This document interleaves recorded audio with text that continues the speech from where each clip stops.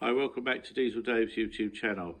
Yes, we've just been over a year now since we last went on there.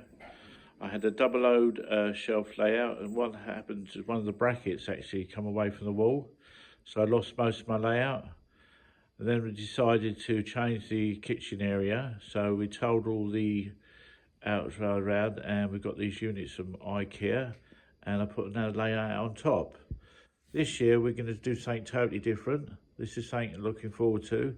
It's a new adventure. So I'm working on a TT 120 layout. This looks great really because it's a small space layout, plus you can get two trains running around on a small bit of tight space. So yes, as you see, I'm progressing very slowly at the moment. A lot of changes. I have to get used to this level and this size.